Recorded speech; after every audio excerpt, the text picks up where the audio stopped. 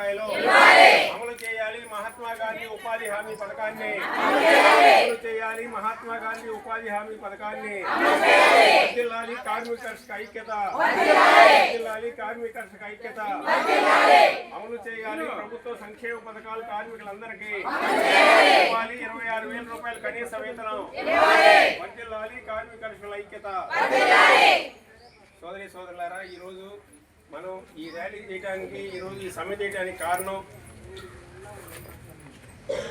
సోదరి సోదరులారా, ఈరోజు మనం దేశవ్యాప్తంగా సార్వత్రిక సమ్మె జరుగుతూ ఉంది.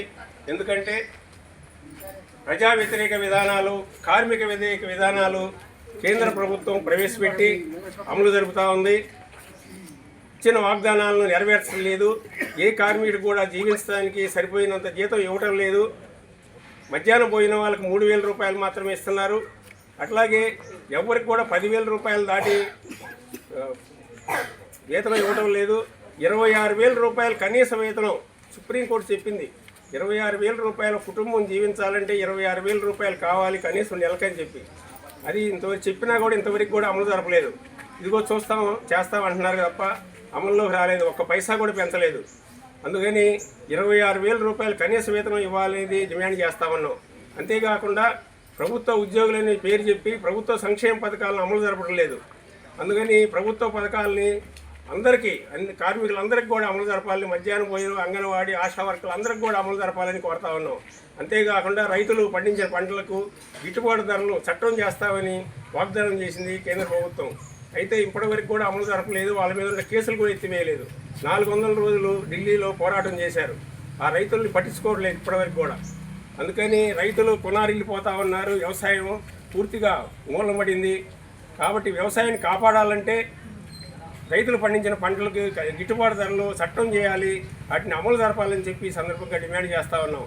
అంతేకాదు కౌలు రైతులకి గుర్తింపు కార్డులు ఇచ్చి యజమాని సంతకంతో సంబంధం లేకుండా గుర్తింపు కార్డులు ఇచ్చి బ్యాంకు పంట రుణాలు ఇవ్వాలని చెప్పి డిమాండ్ చేస్తూ ఉన్నాం. అట్లాగే కార్మికులందరికీ కూడా ఈ యాప్ల ద్వారా చాలా ఏదింపులు జరుగుతూ ఉన్నాయి. ఆ ఏదింపులను ఆపాలి, ఈ యాప్లను కూడా రద్దు చేయాలని చెప్పి డిమాండ్ చేస్తూ ఈరోజు ఈ సార్వత్రిక సమ్మెను చేపట్టడం జరిగింది. దేశవ్యాప్తంగా జరుగుతున్న సాయంత్రంలో భాగంగా మన పెదనందిపాడులో కూడా ర్యాలీ నిర్వహించడం జరిగింది. ఇప్పుడు మన ఎంఆర్ఓ గారికి వినతిపత్రం ఇవ్వడానికి ఇక్కడికి వచ్చాం. ఇట్లాగే ఇప్పుడు మన రైతు సంఘం జిల్లా సహాయ కార్యదర్శి శివన్ మాట్లాడాల్సిందిగా కోరుతా ఉన్నాం. సోదరి సోదరులారా, కేంద్ర ప్రభుత్వ కార్మిక రైతాంగ ప్రజా వ్యతిరేక విధానాలకు నిరసనగా ఈరోజు దేశవ్యాప్తంగా సార్వత్రిక సమ్మెను చేపట్టడం జరిగింది. ఈ సమ్మెకు అన్ని కార్మిక సంఘాలు, రైతు సంఘాలు, ప్రజా సంఘాలు తమ మద్దతు ప్రకటించాయి.